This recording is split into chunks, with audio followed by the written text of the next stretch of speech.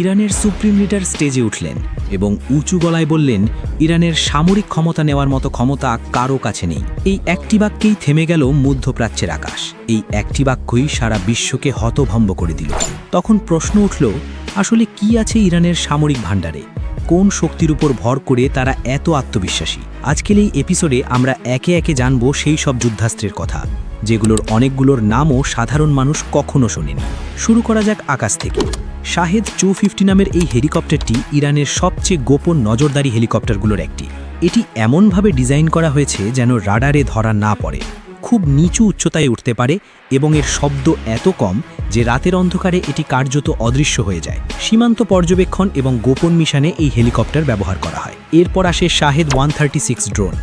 এটি কোনো সাধারণ ড্রোন নয়, এটি একটি লয়টারিং মিউনিশন, মানে একবার উড়লে অনেকক্ষণ আকাশে ঘুরে বেড়ায় এবং নিজেই টার্গেট খুঁজে নিয়ে আত্মঘাতী আঘাত হানে। জিপিএস জ্যামিং কাজ না করলেও এটি নিজস্ব ন্যাভিগেশন ব্যবহার করে লক্ষ্যবস্তুতে পৌঁছে যায়। এর বড় ভাই শাহেদ 129 ড্রোন। এটি দীর্ঘ সময় আকাশে থাকতে পারে, লাইভ ভিডিও পাঠাতে পারে এবং একসাথে একাধিক মিসাইল বহন করে।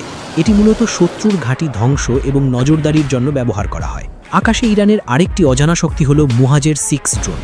এই ড্রোনটি যুদ্ধক্ষেত্রে রিয়েল টাইম ডেটা সংগ্রহ করে সেনাদের পাঠায়, ফলে শত্রুর অবস্থান আগেই জানা যায়। এবার আসি যুদ্ধবিমানে। কাউসার যুদ্ধবিমান হল ইরানের প্রথম সম্পূর্ণ দেশীয় ফাইটার জেট। এটি স্বল্প দূরত্বের আকাশযুদ্ধে অত্যন্ত কার্যকর এবং আধুনিক ডিজিটাল ককপিট ব্যবহার করে। এরপরে আছে সায়েকা যুদ্ধবিমান। এটি মূলত স্টেলথ আকৃতির জন্য পরিচিত। শত্রু রাডারে ধরা পড়া কঠিন এবং দ্রুত আঘাত হেনে সরে যেতে পারে। মাটিতে নামলে দেখা যায় কারার যুদ্ধ ট্যাঙ্ক। এই ট্যাঙ্কটি মাল্টিলেয়ার আর্মার দিয়ে তৈরি, অ্যান্টি ট্যাঙ্ক মিসাইল প্রতিরোধে সক্ষম এবং রাতে যুদ্ধ করার জন্য এতে উন্নত থার্মাল ক্যামেরা রয়েছে। ট্যাঙ্কের পাশাপাশি ইরানের একটি কম পরিচিত যুদ্ধযান হল তুফান সাজোয়াজান। এটি দ্রুতগতির, শহুরে যুদ্ধের জন্য তৈরি এবং সৈন্য পরিবহনে অত্যন্ত কার্যকর।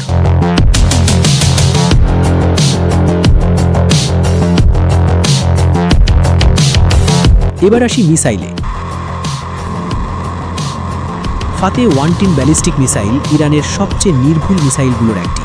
এটি স্বল্প সময় উৎক্ষেপণ করা যায় এবং নির্দিষ্ট লক্ষ্যবস্তুতে নিখুঁত আঘাত হানতে সক্ষম। সেজ্জিল মিসাইল হল ইরানের সবচেয়ে ভয়ঙ্কর সলিড ফিউয়েল ব্যালিস্টিক মিসাইল। এটি এত দ্রুত উৎক্ষেপণ হয় যে শত্রুর প্রতিরক্ষা ব্যবস্থা সতর্ক হওয়ার আগেই আঘাত হানে। সমুদ্রের জন্য রয়েছে খালিজ ফার্স অ্যান্টিশিপ মিসাইল। এই মিসাইল বিশেষভাবে এয়ারক্রাফট ক্যারিয়ার ধ্বংস করার জন্য ডিজাইন করা। এটি চলন্ত জাহাজকেও লক্ষ্য করে আঘাত হানতে পারে।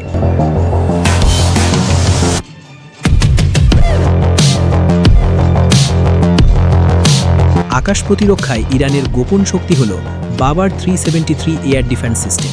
এটি স্টেলথ বিমান শনাক্ত করতে সক্ষম, একসাথে একাধিক টার্গেট ট্র্যাক করে এবং দীর্ঘ দূরত্ব থেকে ধ্বংস করতে পারে।